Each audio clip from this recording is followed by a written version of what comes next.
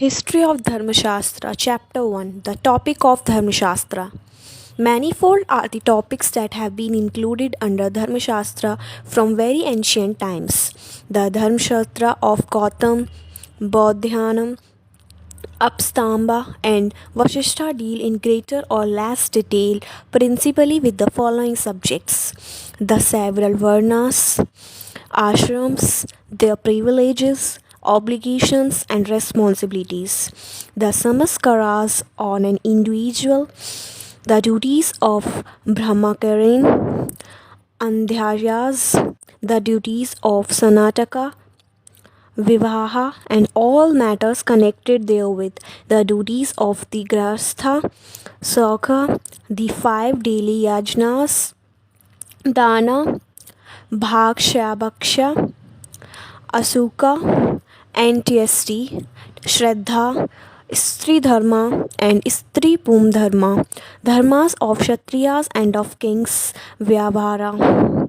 The four principal classes mixed caste and their proper avocations: Apdharma, Prayasita, Karma Vipaka, Santi, and the duties of Vanaspratha and Samayashin. All these subjects are not treated in any fixed or settled order in the Sutra's work.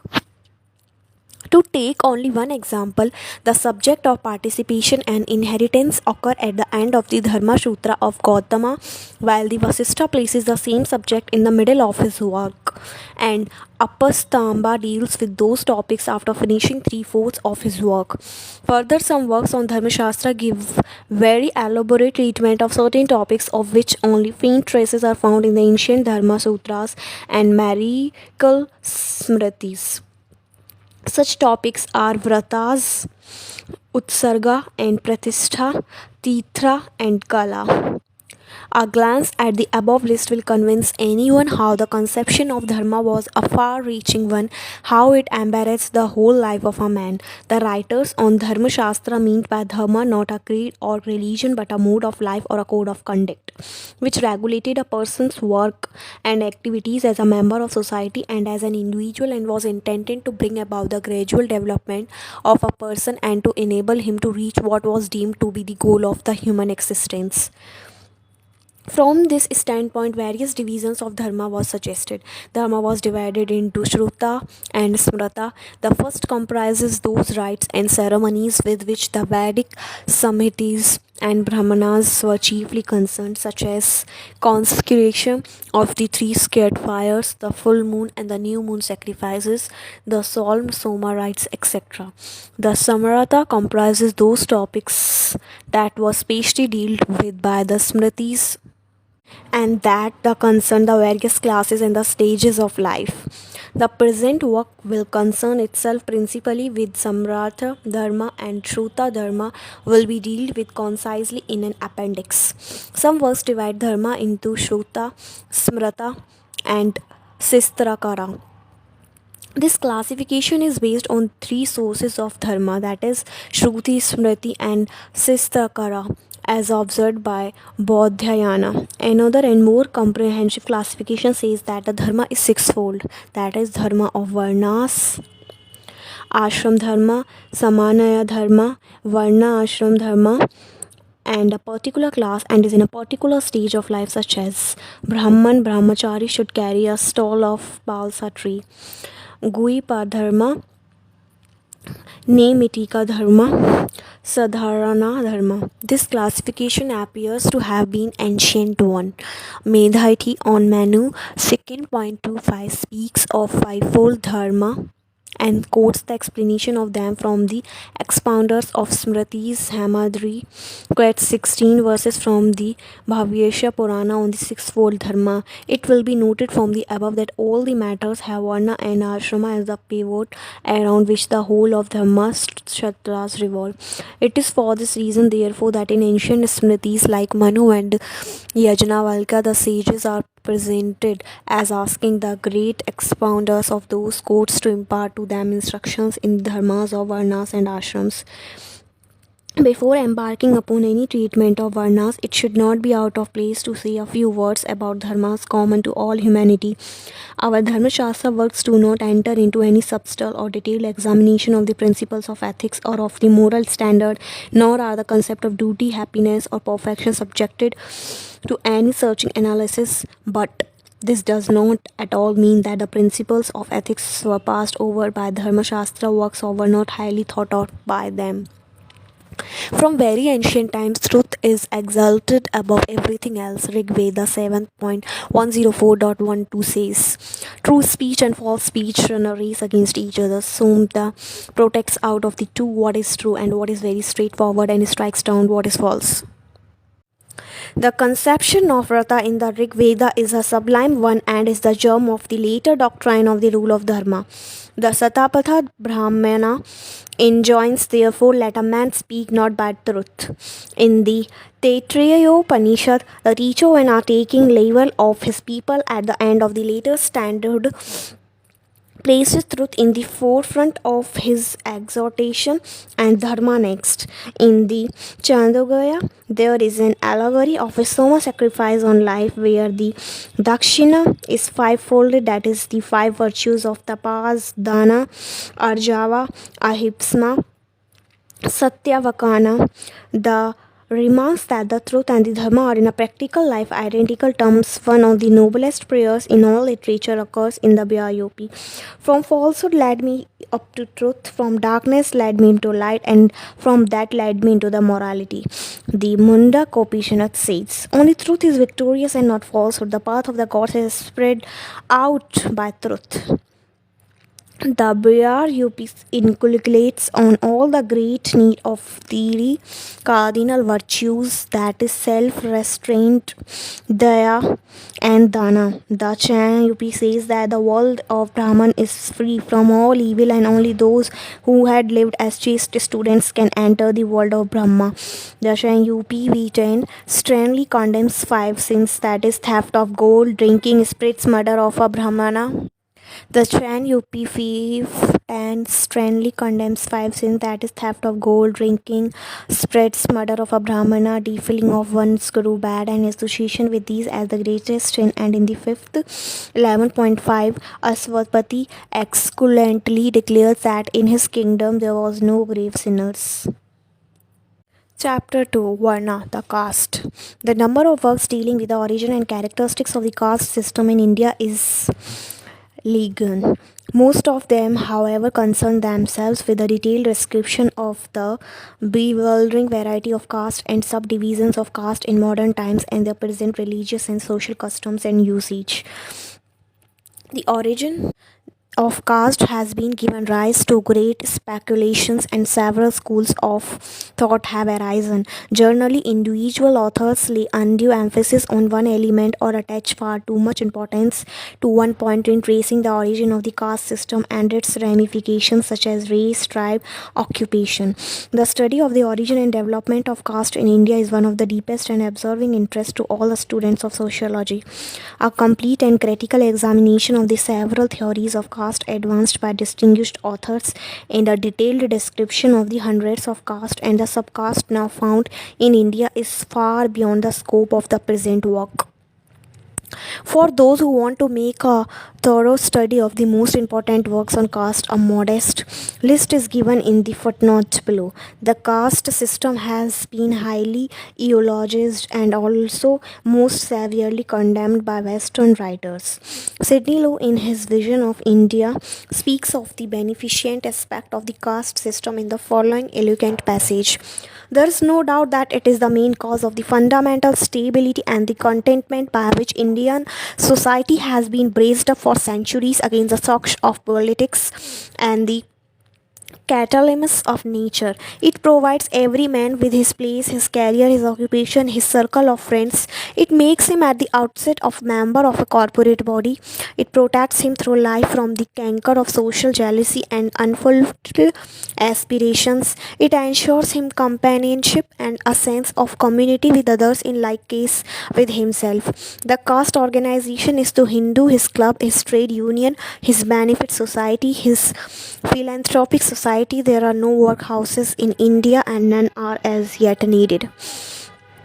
Abbe Du Bois, who wrote about 130 years ago after being in close touch with Hindus of all castes for 15 years as a missionary, remarks, I consider the institution of caste among the Hindu nations as the happiest effort of their legislation, and I am well convinced that if the people of the India never sunk into a state of barbarism, and if when almost all Europe was plunged in the dairy gulf, India kept up her head, preserved and extended the sciences, the arts, and the civilization.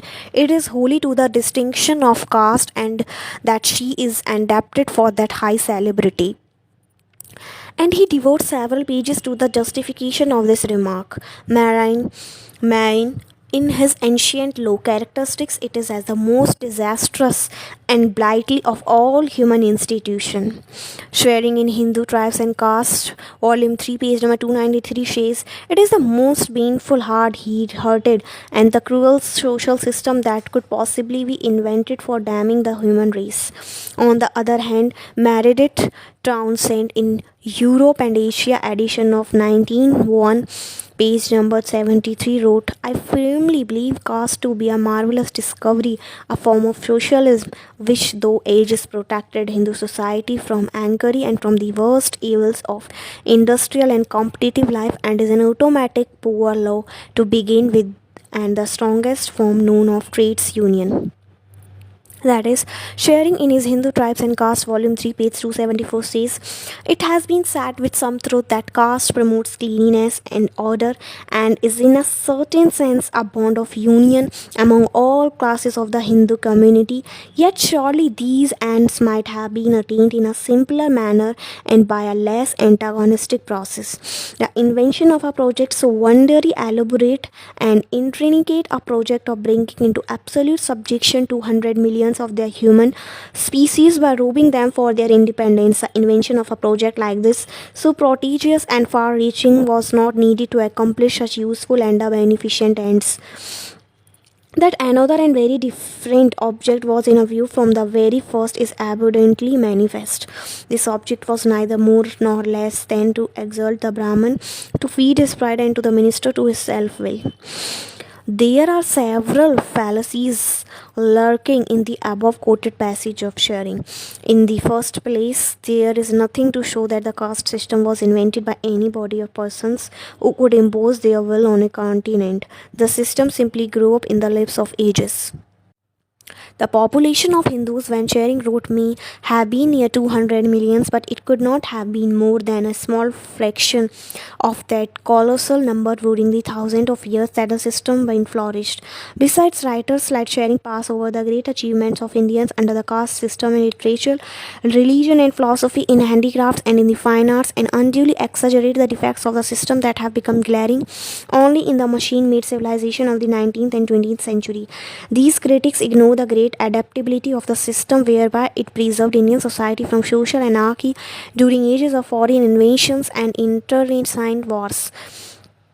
While severely condemning the Brahmins, the critics altogether forget that the vast and the varied Sanskrit literature owns its production and preservations mostly to the sacrifice of the Brahmins for ages. Under the caste system, no man was allowed to be useful to the commonwealth, and his conduct was a question of honor with his group. When all work was turned out with the hands, the caste system tended to preserve and augment the skill of artisans. Moreover, what social organization is to be substituted and how is not made clearly by these critics. Most of these critics have been the Western social system based on the wealth and the industrial revolution in the view, but the system that also is an evil or and perhaps worse than the modern caste system. There are others, though their number is small, that also believe that the caste system was an invention, an artificial product due to the machination of the crafty Brahmins. Every great institution has its extreme of good or evil. This work will endeavor to steer clear of downright and the hypercritical condemnation of the caste system due to relying on the modern standpoints and the conditions of society and unthinking adulation thereof. I will try to present and balance facts, and though it cannot help passing judgment, it will leave the readers free to judge for himself as far as the possible. In the present work, the discussion will be mostly confined to the evidence of Sanskrit literary monuments, ancient and medieval. An attempt will be made to trace the origin of caste from Vedic times, to exhibit theories of the Dharma, Shutrakaras, other Smritikars, and commentators on the subject, and to describe the peculiar ceremonies, the privileges, duties, and responsibilities of the Hindu caste as gathered from these works in Sanskrit. To discuss the feasibility or the desirability of the totally destroying the caste system, or the ways and the means of attaining that and is deemed to be the outside the legitimate limits of this volume. It may, however, be expressly stated at the author's opinion in order to avoid the misunderstandings or fruitless speculations about his personal views. That is, does not think that the caste system was an artificial product due to the intrigues, greed, and cunning of Brahmanas, nor does he hold that it is feasible to destroy the whole edifice of the caste system in the near future. In the cities, we may find some people taking their food together, but the real India is in the village, where, in spite of the loud denunciation of reformers for 100 years, the restrictions on taking food and intercaste marriages are almost as rigid as they once were. Our efforts must be directed to wide and rapid spread of literacy among the village people, the diffusion of the idea of one people and the one nationality, and gradual fusion of small subcaste into a larger, smaller units. We in India have no doubt reached a critical stage in our history when old ideals, institutions, and habits are being shattered by the impact of new ideas and by the onrush of global forces. We have to decide whether we shall make or be able to make a clean sweep of all old ideals and institutions as so much debris and rubbish, or whether, while keeping the old ideals and some of the old institutions as foundations, we shall build up a new social order and create and foster new habits of thought and action. It is beyond the scope of the present work to write more on this point. A sort of caste system based on birth and occupation did prevail in many centuries countries in ancient times, as in the Persia, Rome, and Japan, but in all these countries it hardly ever made any near approach in rigor or complexity to the caste system that we have in India, and instead of ramifying into division and subdivisions, it dwindled and disappeared in the course of time. No anonymity seems possible as to the several causes and circumstances which led in India alone to the evolution of the stupendous structure of caste. Not only is it impossible to hold that the origin of the modern complexity of the caste system is to traced back to one single cause, but it is difficult to accept that even all the origins that have been postulated by the several authors can adequately and satisfactorily explain the modern caste system. In most of the works on the caste in India, a few features are pointed out as a characteristic of the caste system and as common to all caste and subcaste. They are heredity, that is, in a theory, a man is assigned to a particular caste by birth, that in that case, caste. Endogamy and exogamy, that is, restrictions as to marrying in the same caste and not marrying certain relatives or other persons though of the same caste. Restrictions as to food, that is, what food and water may take or not taken and from whom. Occupation, that is, members of most caste follow certain occupations and no others. Gradation of caste, some being at the top in the social scale and others being deemed to be at so slow that they are untouchable. Some authors add another characteristics, that is, the caste council, with its chief having in meeting assembled among other matters the power to regulate the conduct of its members, to impose the penalties of fine or excommunication for lapse. It may be said at once that this last is a feature that is not found among most of the Brahmana and Kshatriyas caste even in the modern times, and is not dealt with by Dharmashastra works. Endogamy is now the most prominent characteristic of caste. The other four are more or less fluctuating from provinces to provinces and from age to age. In this work, the first five characteristics of the caste system set out above will be subjected to also a critical examination on the basis of the Vedic Dharmashastra material. We must also remember that the attributes of caste have not been the same throughout the ages. There is a great difference between the popular conception and what embodied in the ancient and medieval Dharmashastra works. In the 20th century, caste in India is matter of marriage and to a much lesser extent of food and drink. As to avocations. Anyone can at present follow any professions without fear of loss of caste, excepting a few believed to be very impure and very degrading ones, like those of sweepers, butchers, tanners, etc. It is not possible even now for anyone of to be generally accepted as a priest unless he is or claims to be a Brahmana. The old barriers that separated one caste or subcaste from another have been greatly shaken by the influx of the modern ideas and the exigencies of the times, and one may hope that in a few decades more caste will remain as a purely social institution regulating marriages and to a lesser extent commensality. Western scholars, in spite of their most commendable patience and industry, often present, through ignorance or lack of first-hand knowledge, the number of castes as larger than what is actually it is. For example, sharing gives an alphabetically list of Brahminical tribes and remarks. Hundreds of these tribes, if not at enmity with one another, cherish mutual distrust and antipathy to such a degree that they are socially separated from one another as far it is possible for them to be, such as Brahmanas are from the lowest outcast, neither eating nor drinking together nor intermarrying. The list he gives is most misleading. To take only a few examples, he enumerates Athalve, Actual, Abhyankara, Apt, Agese, Bhanu, the Bivalkar, Badhe, Bhide, Bhagwat, Bhushkute, Bhat, Bhodas as separate tribes, but it is well known to people in western India that these are surnames of the Kokansta or Sitpatavana Brahmins who not only interdine but also intermarrying among themselves, provided there is no bar on the ground of sameness of Gotra and Pravara. The word Varna means color or light in the most passage of the Rig Veda, but in the most verses of the Rig Veda, the word Varna is associated with the groups of peoples having a skin of a dark or a fair color. Mahabharata, in which there was a mock fight between a Brahmana and a Sudra, says that the Brahmana is the divine Varna and the Shudra is the Shura Varna. If we can interpret the Rig Veda verses by the help of the Tya Biyar, then in the Rig 971.2, the word Ashura Varna means the Shudra tribe. There is no doubt that the word Ashura, when applied to gods like Varuna, has another meaning also in the Rig. In numerous places in the Rig Veda, the antagonism between the Aryas and the Dashas or Dashus is emphasized, and the prayers are offered to India and other gods for having subdued it or for subduing the Dashas in the favor of Arya.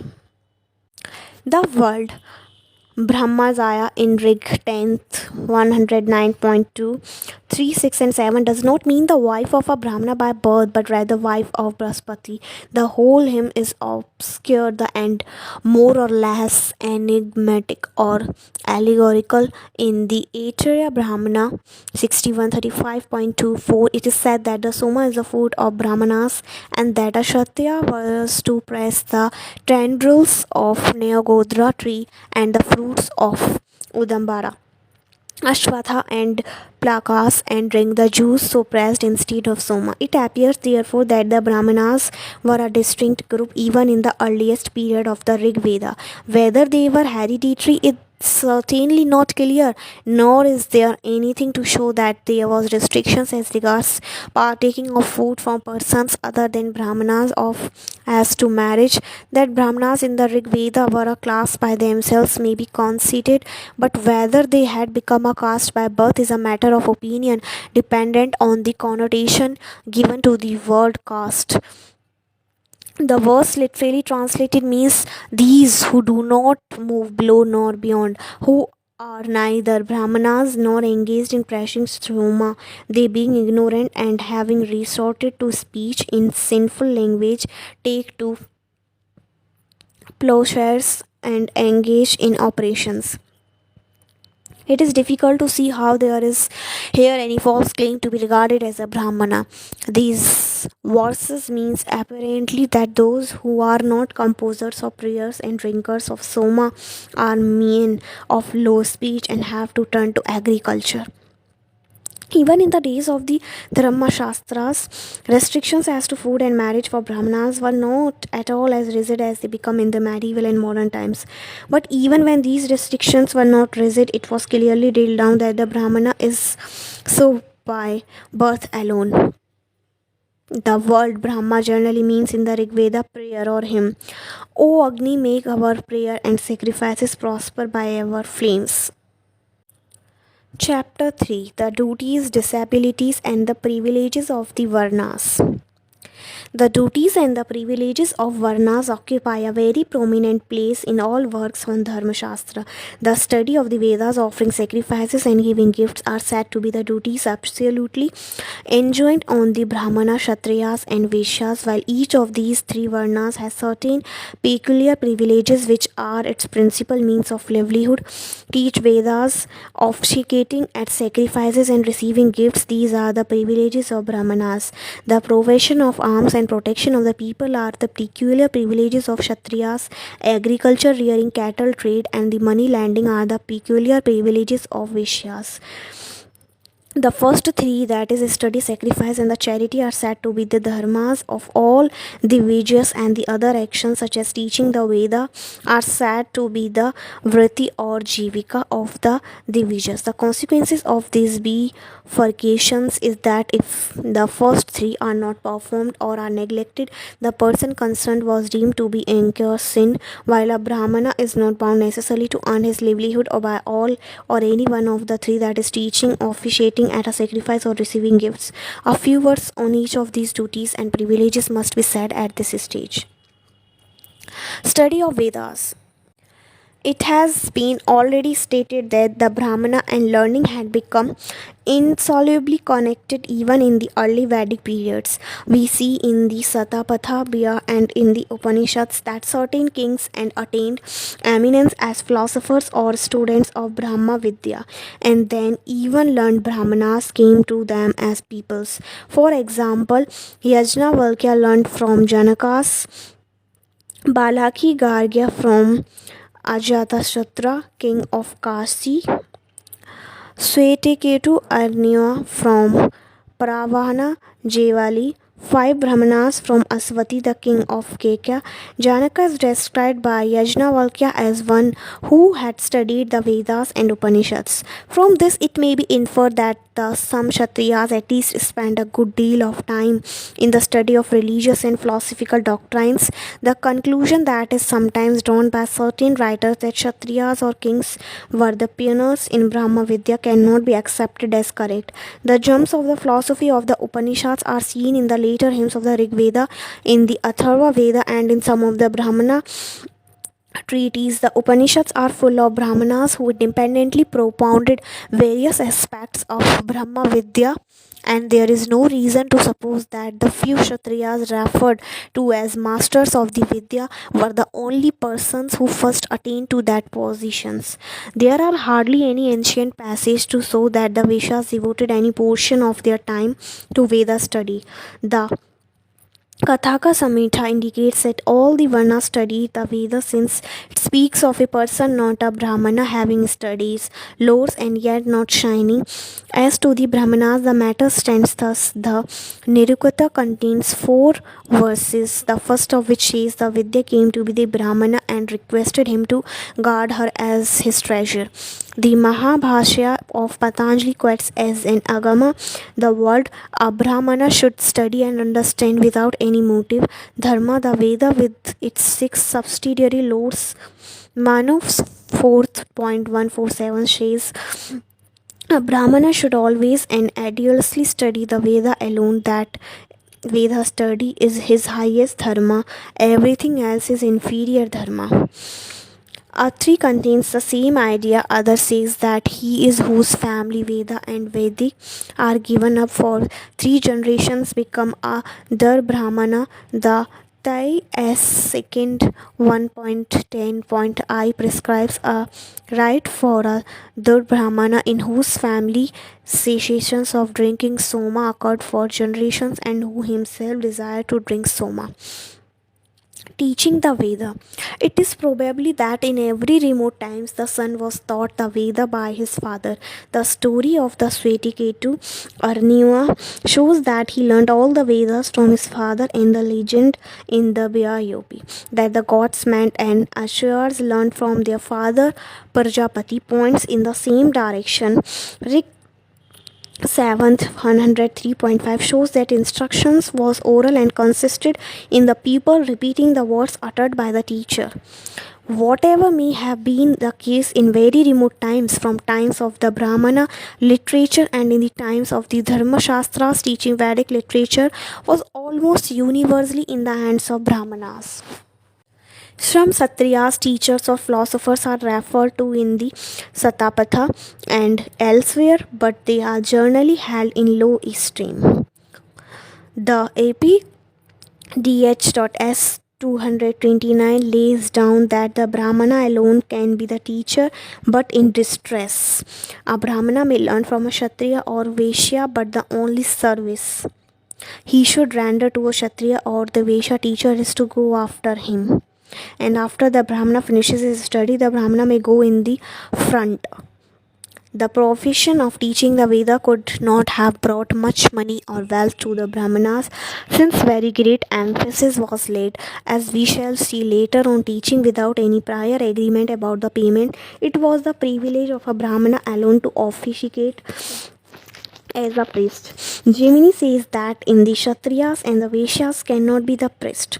The Satras could be performed only by the Brahmanas. The Katyayana Shruta Sutra uses a similar argument when Vishwamitra agreed to perform a sacrifice for Trishanku, who had been cursed to a Kandalata. The Ramayana says that the gods and sages would not accept the oblations. It is doubtful whether the same rigid rule prevailed in ancient Vedic days. In Rig 10th 98.7, it is said that the Devipi was the Purohita of Santanu, and the Nirukta adds the Devipi and Santanu were brothers and descendants of Kuru. So according to the Nirukta, at least a Kshatriya could be a Purohita in the Vedic times. It may be admitted that the Rig Veda itself does not expressly say that they were brothers. In modern times, many writers often speak of Brahmanas as the priestly caste or as the priest. But this is not a very accurate statement. All the Brahmanas never were nor are priests. Besides, even in the modern times when caste is so rigid, all the priests in all the temples and shrines are not Brahmanas. Some Brahmanas became the family priest of kings. Many engaged as Ritviks at Psalm Shruta sacrifices or at the domestic rites and ceremonies. Temple priests are comparatively a later institution, and they are generally looked down upon in olden times and are regarded as inferior even in the modern times. Manu 3.152 says that a Devalaka, that is a Brahmana who took remuneration to perform service before the image in a temple for 3 years continuously, was unfit to be the invited at a Shraddha or as to officiate in a sacrifice of gods. Accepting gifts. The third means of livelihood permitted to Brahmanas was receiving gifts from a worthy or an unblemished person. According to the Yama quoted in the SM.C, page number 179, Prathigraha, receiving gift from a worthy person of the 3 higher varnas, is superior to the acquisition of wealth by officiating as a priest or by teaching. But Manu says that the Prathigraha from an unworthy person is worse than the act of teaching him or officiating as a priest for him. Very elaborate rules were laid down about the gift, that is, who should receive gifts, from whom gifts may be received, and on what occasions and what things were proper subjects to gifts. The latter two matters will be discussed in the detail later on. Here the rules about the persons to whom gifts should be made and from whom they were to be accepted will be set out. It appears from the BIUP 4th 1.3 that even in those ancient times there was prohibitions against receiving gifts from unworthy persons and officiating as priest for the unworthy. And the BIUP suggests that it is only the learned who could properly accept large gifts. In the first place, the ideal set before Brahmanas was one of poverty and of plain living and the high thinking, of forsaking the active pursuit of riches and cherishing culture, preservations, and advancement. Manu lays down the general rule that when not in distress, a Brahmana should acquire wealth only just sufficient to maintain himself and his family and to enable him to perform his religious duties without causing any harm to others or by as little harm to others as possible and without unduly worrying his own body. And then Manu says that a Brahmana householder may either accumulate so much grain as would fill a koshala or a combi, or he may have as much corn as would satisfy all his needs for 3 days, or as much as will suffice for the day that is on, and that out of these four each succeedings one was superior to each proceedings one, that is, one who had no accumulation of material goods, then for the day itself was the best Brahmana. Though Pratigira was a special privilege of Brahmanas, gifts could be made by anybody to anybody. Yet 1.6 says that giving to a worthy person at a proper time is the complete definition of dharma, and Vishwarupa adds the gifts could be made by anybody, but the merit secured by making a gift depended upon the worth and the cost of the done. God 5.18 Manu 7.85 Veda Vyasa 4.42 Daksha 3rd say that a gift given to a Brahmana who is only so by caste but is not learned, to a Shrotriya and to the one who has completely mastered all the Vedas respectively confers merit which is twice 100,000 times or an infinite number of times more than the merit conferred by a gift to a non-Brahmana.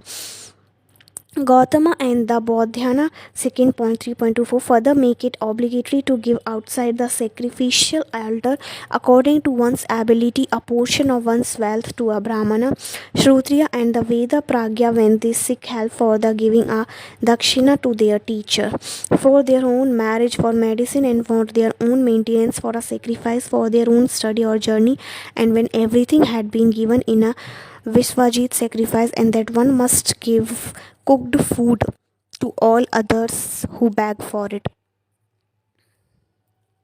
As already said above, teaching could have brought very little wealth. There was no state educational system as in modern times with the stability of tenure and graded rates of salary. Nor was there any copyright act under which a learned man could make money by writing books for the students and the general public. The Brahmanas had no organized a corporate body like the Angeline Church was its hierarchy of archbishops, bishops and the other divines, nor was there in ancient India any practice of making wills whereby large estates came to the church as in England. The emoluments of officiating priests and gifts given by charitably disposed persons must have been fitful and offered only a precarious means of livelihood, and as they depended upon the violation of others, as the Smritis recommended that even in the Shraddha too many Brahmanas should not be invited. Besides, all the Brahmanas could have possessed the memory, intelligence, and the patience required to master the Vedic literature after intensive study for decades of years. Therefore, there is no wonder that many Brahmanas were compelled by the force of circumstances to pursue for their livelihood avocations other than the three prescribed ones. From ancient times, this was recognized by the Dharmashastra. God says that if a Brahman cannot maintain himself by means of the three peculiar modes of livelihood, that is, teaching or officiating as a priest for even an unworthy person, or by receiving gift, that he should maintain himself by doing the work peculiar to a Kshatriya. And if even that is not possible, then by the following the avocations of a Vaishya, and Gautam 7.26 ordains that a Kshatriya may resort to the profession of the Vaishya in similar circumstances. Bodhishana says that the same, and it adds that the Gautama says that it should not be so, as the duties of a Kshatriya would be too terrific for a Brahmana, that he should pursue the avocation of the Vaishya. Bodhyana notes that the profession of arms was practiced by the Brahmanas of the north. Vaishya Dharmashastra 2.22 lays down the persons should, if they cannot maintain themselves by the peculiar avocations of their varna, resort to the means of livelihood prescribed for the varna which is immediately below their own. It is further laid down by the same works that a person belonging to a lower varna should not resort to the modes of a livelihood peculiar to a higher varna. The Smritis further ordain that when the calamity or distress seizes the person who has taken to the avocations of another varna should perform Prayasita, should resume his proper avocations and abandon the wealth acquired by him by resorting to improper avocations. Manu 10.96 prescribes that if a person of a lower varna maintains himself through greed by the avocation peculiar to a higher varna, the king should confiscate the wealth and should at once banish him from the country. A classical example of the meanness with which good things were expected to prevent persons of lower varnas doing the actions allowed only to a higher varnas is furnished by the story of Sambuka narrated in the Ramayana. The Uttara Rama Kritia of Bhavabhuti echoes the same sentiments. A Shodra who engaged in japa, homa, tapas or became the ascetic or repeated mantras was to be punished by the king and was also guilty of moral sin. Manu 10.98 allows a Vaishya, if unable to maintain himself by the purohits peculiar to his varna, to live by means of the actions proper for a Shudra, that is serving members of the twice born classes. Classification of Brahmanas. The avocations practiced by the Brahmanas is the pursuit of wealth were many and varied, so much so that from very ancient times the list of Brahmanas not eligible for invitation at Shraddhas because they followed unworthy calling were formidable. 3 verses 373 to 383 names 10 kinds of brahmanas and briefly defines them.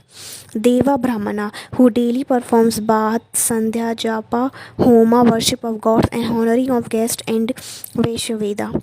Muni Brahmana, who is given up to a staying in a forest, subsists on roots, fruits, and vegetables, and performs daily shraddhas. Dvija Brahmana, who studies the Vedanta, gives up all attachment, and is engaged in reflecting over Sankhya and Yoga.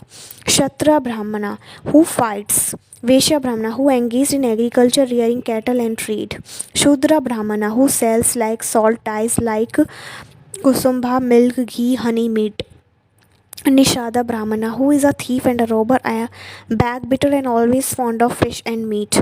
Pashu Brahmana, who knows nothing about Brahmana and is only proud of his wearing the scared thread. Milicha Brahmana, who obstruct and destroy wells, tanks, gardens without any qualm. Kandala Brahmana, who is a fool devoid of prescribed rights beyond the pale of all dharma and cruel. Chapter 4, Untouchability. Those who had written on the Indian caste system have always been struck by the facts of the existence of certain castes that are as treated as untouchables. But it should not be supposed that this is something confined only to India. Even nations that have no caste system at all have often carried out complete segregation of certain people dwelling in their midst, which is essential is the same as the system of untouchability in India.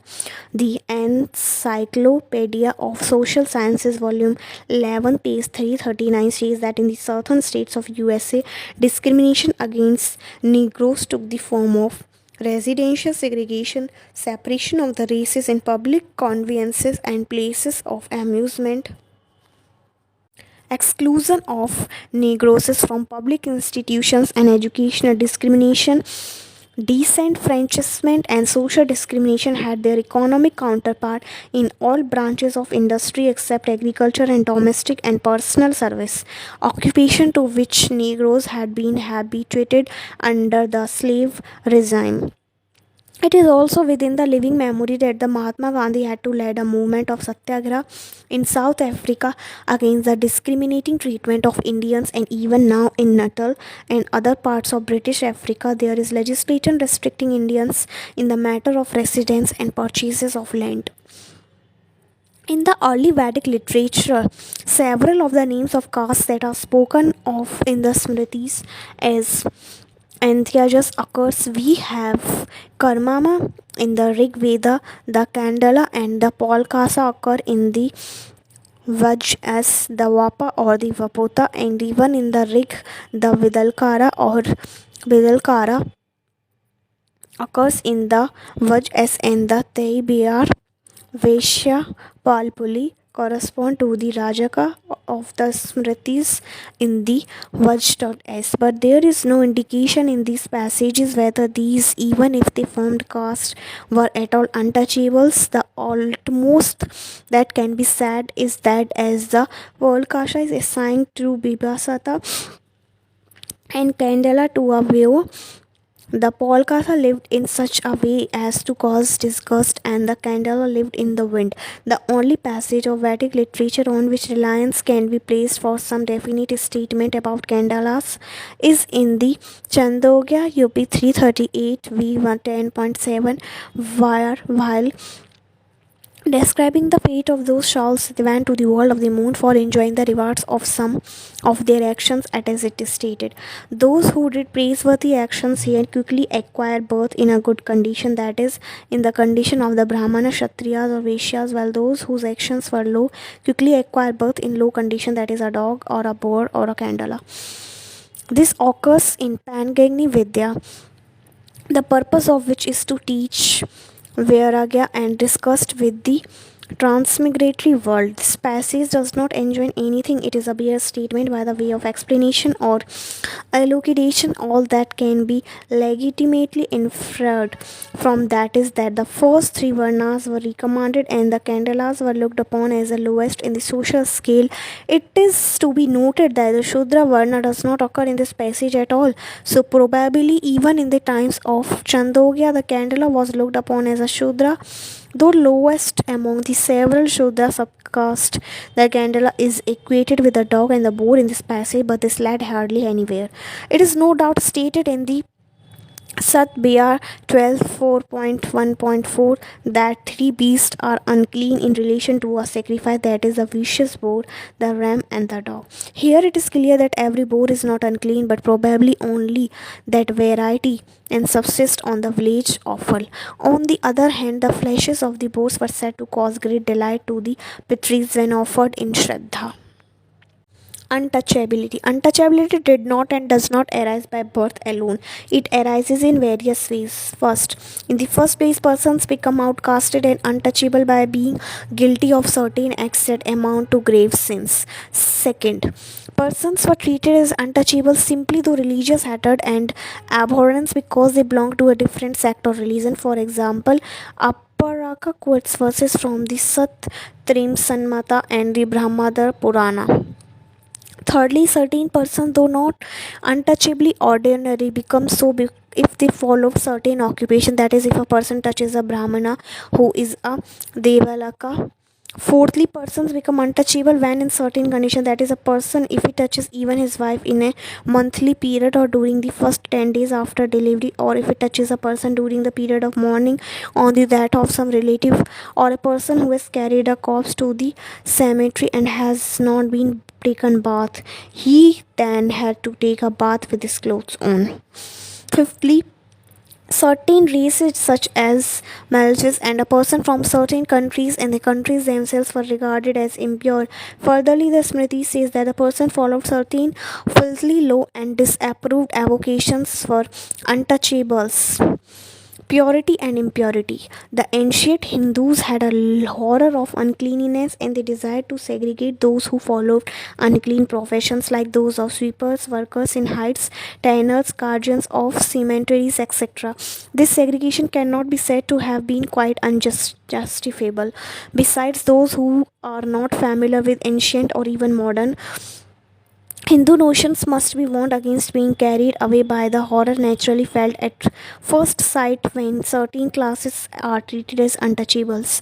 The underlying notions of untouchability are religious and ceremonial purity and impurity. A man nearest or dearest human relatives, such as his own mother and a wife or a daughter, are untouchables to him during their monthly periods. To him, the most affectionate friend is untouchable for several days when the latter is mourning due to the death in the latter's family. A person cannot touch his own son at the time of taking medal. In this latter case, there is no idea of impurity, and in most of these cases, there is no idea of superiority or inferiority. As many professions and crafts were in the ancient times hereditary, gradually the idea arose that a man who belonged to a caste pursuing certainly wealthy or abhorred avocations or crafts was by the birth untouchables. Medieval and modern usage had no doubt reached the stage that if a man belonged by birth to a caste deemed by custom to untouchable, he remained an untouchable whatever profession or a caste he may pursue, or even if he pursued no profession. But ancient and medieval writers though otherwise, and there was also great divergence of views as to who were untouchables and what extent. In the modern times, the eradication of the system of untouchability is engaging the minds of the great leaders like Mahatma Gandhi, whose fast for 21 days for effecting a change of heart among caste Hindus is famous throughout the world. The principal matters of concern to the so-called untouchables or depressed classes are facility for education in schools, removal of restrictions about the places of public resort such as public wells, roads, restaurants and eating houses, and entry in public temples. A good deal has been done by the few jealous workers from among the higher caste in these respects. The Christian missionaries have been doing good work among the untouchables, but their efforts are mainly devoted to direct or indirect proselytization. The conscience of the educated among the higher caste has been roused, but the total removal of untouchability is yet a matter of the distant future. The greatest drawback is illiteracy among the masses of Hindu India.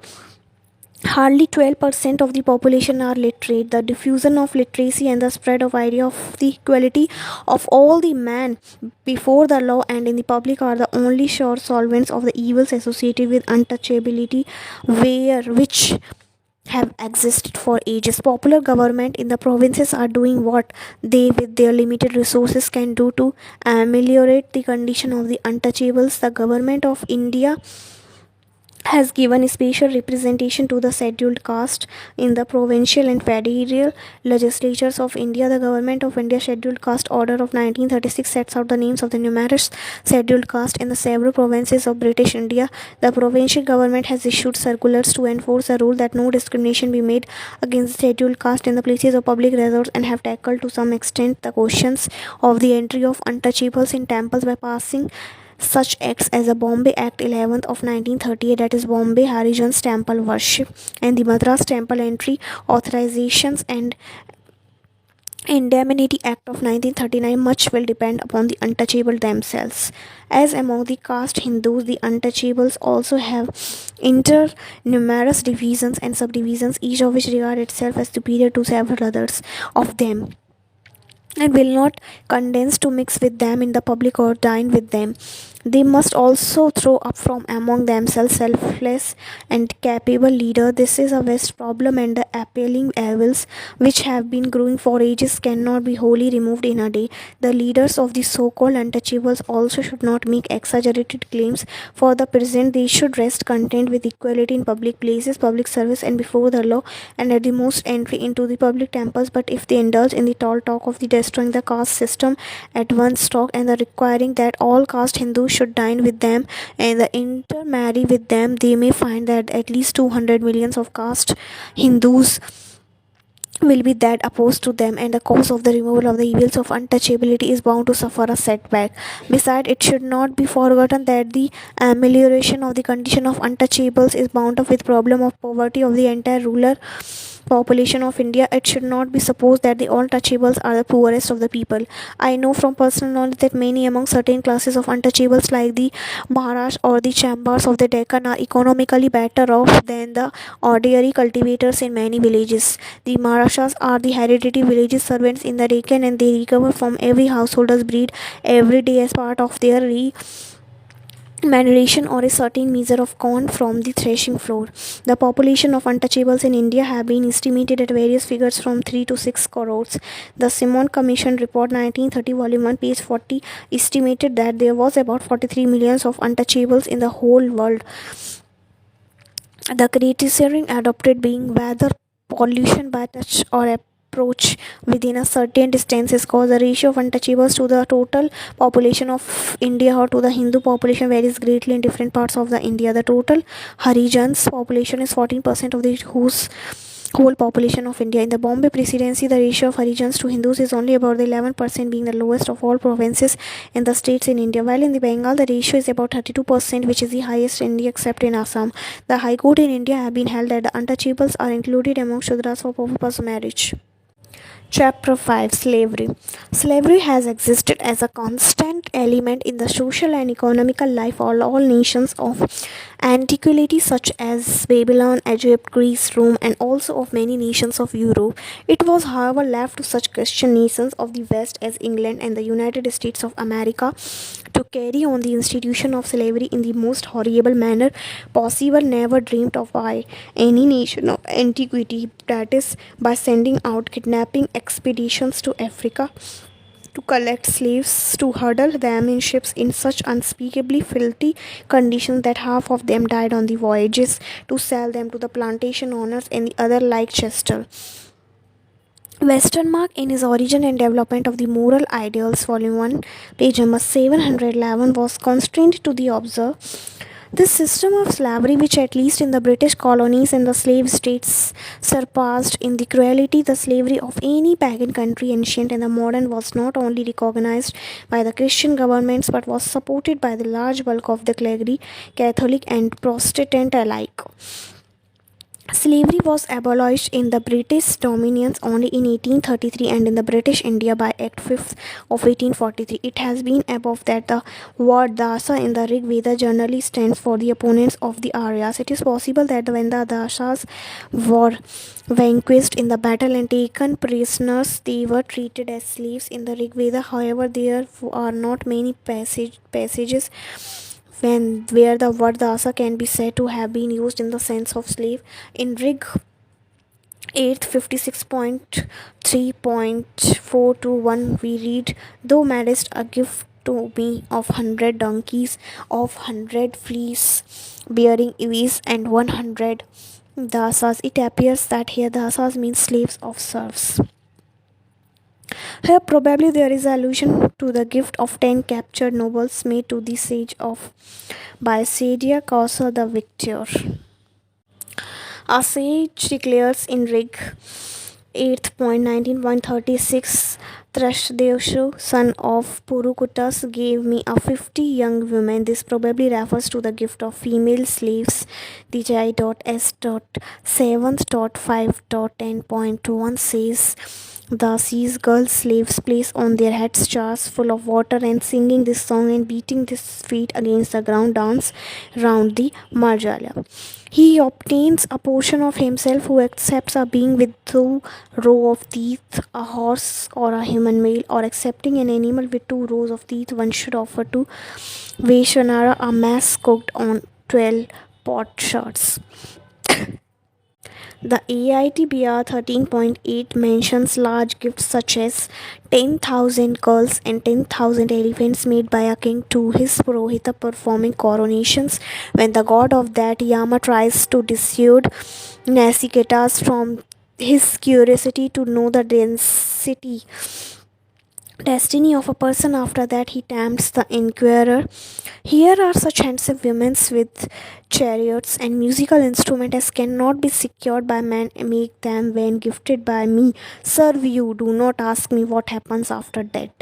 The women referred to were probably meant to be serving girls who attended on a man as mates and who could dance and sing. In the BIUP 4th 4.23, Janaka, after receiving instructions in the Brahma Vidya from Yajnavalkya, exclaims, I make a gift to your owner of the Vedas together with myself for being your slave, we read in the Chain 1. In this word, they speak of cows and horses, elephant and gold wives and slaves, fields and houses as Mahima.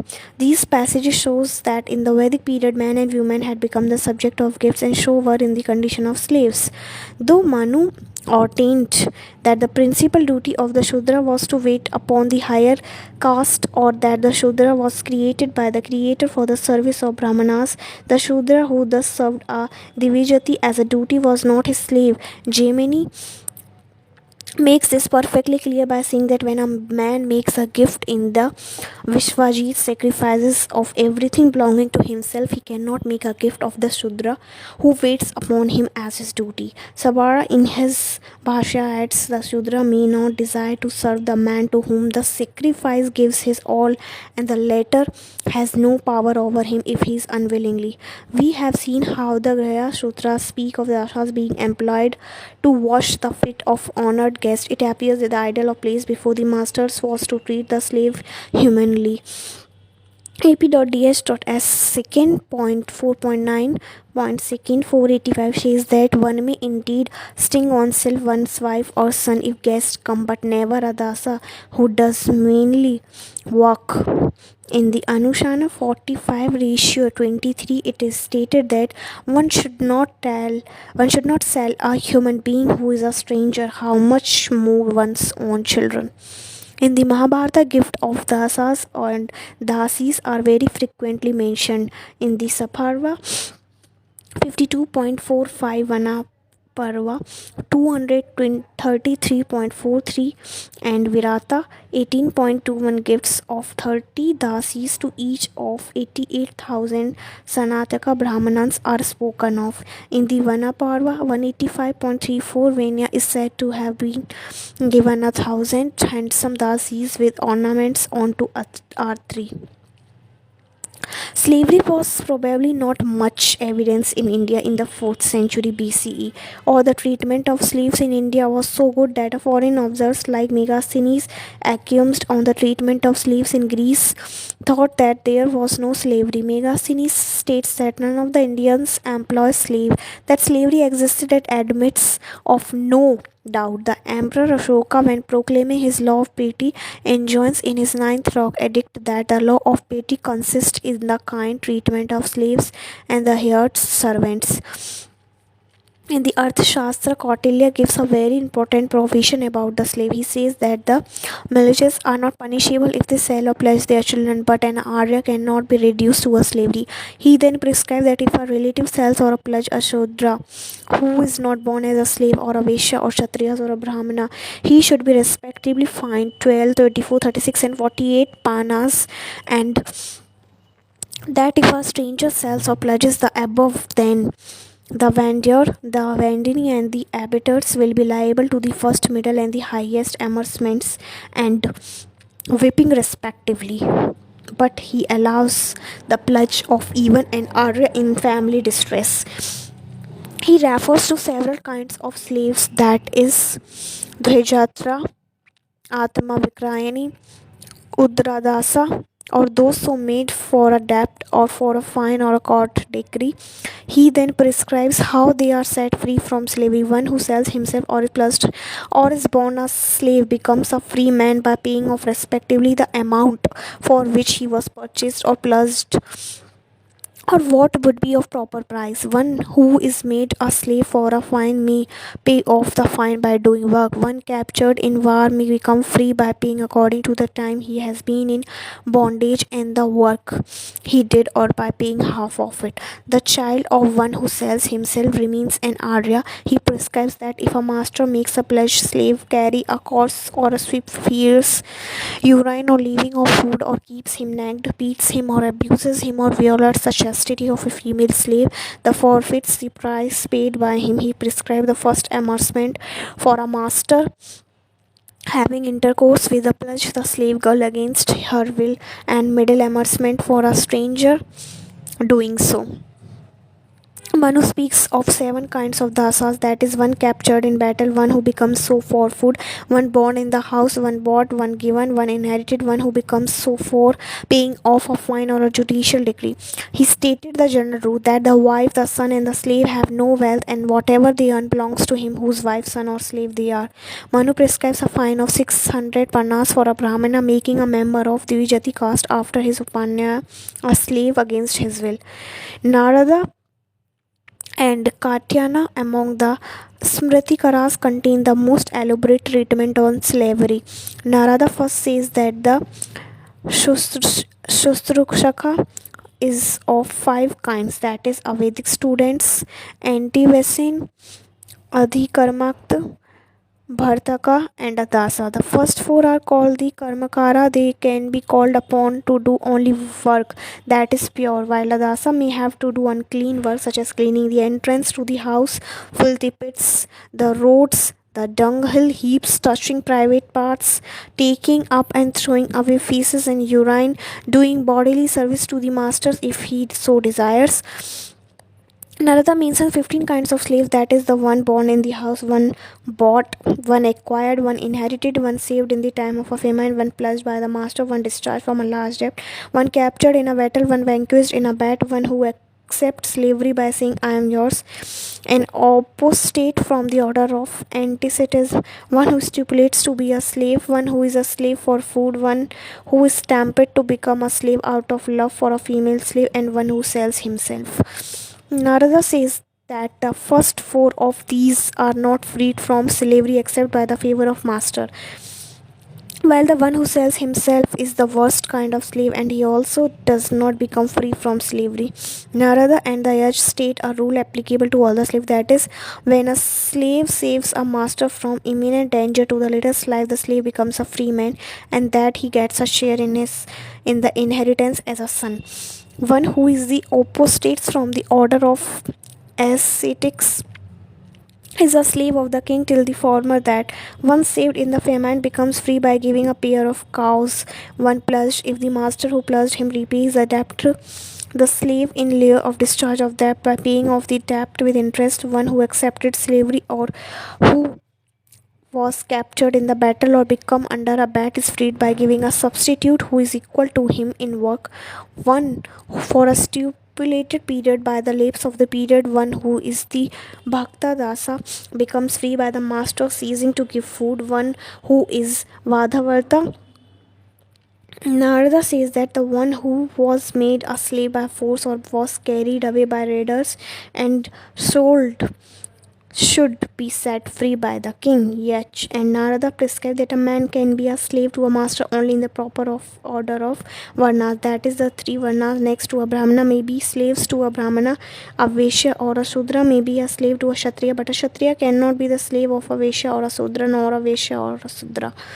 There is one exception, that is, an apostates from antecedents may be the slave of a vaishya or a sudra king.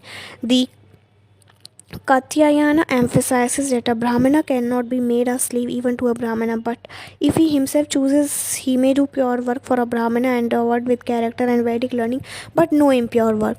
Katyayana says that when a Brahmana becomes an apostate from the order of antecedents, he should be banished from the kingdom, and the Kshatriyas or the Vaishyas apostates may become a slave to the king. Daksha, quoted by Aparaka, adds that the apostate's head should be burnt with the mark of dog's foot. Kautilya and Katyayana both declare that if a master has sexual intercourse with a female slave and she is delivered of a child, both the slave and the child should be given freedom by the master. Kautilya declared that the heirs to the wealth of a slave are his relatives, and if none of them exist, then the master. While Katyayana says that the only wealth that the slave can call his own is the price he received for selling himself or what masters gave as a gift, though favor. Narada describes the ceremony of the manumission of a slave. When a master, being pleased with a slave, desires to make him a free man, he should take from the slave shoulders a jar full of water and break it. He should sprinkle water mixed with whole grains of rice and flowers on the slave's head and thrice, uttering the words, "You are no longer a slave," he should dismiss him with the face to the east. The Vyabhara Mukha remarks that this passage is not reliable as it is not found in several masks of the Kalika Purana. Narada mentions 15 kinds of slaves, but this is not one of them. All that the Kalinka Purana probably means is that when a boy is adopted into a other family after his Kruda and Upanaya are performed in the family of birth, he is not fully officiated in the family of adoption. He does not become a son and so does not take the inheritance but is only entitled to maintenance in the family of adoption, just as a slave is to fed. No digest have recognized such a person as a slave proper. Narada and Katyayana declares that the debt contracted by a Vedic people and apprentice a slave, his wife, menial servant, and a workman for the benefit of the family, even though it was incurred in his absence, was bind on the owner of the house. Ordinarily, a slave was not a competent witness, but Manu 8.70 and Usanasa says that when no other witness is available, a minor, an old man, a woman, people, relative, a slave, or a hired servant may be a witness. There are numerous works dealing with the slavery in its various aspects. Mr. D.R. Banaji has published a very painstaking and interesting study on slavery in British India from 1772 to 1843.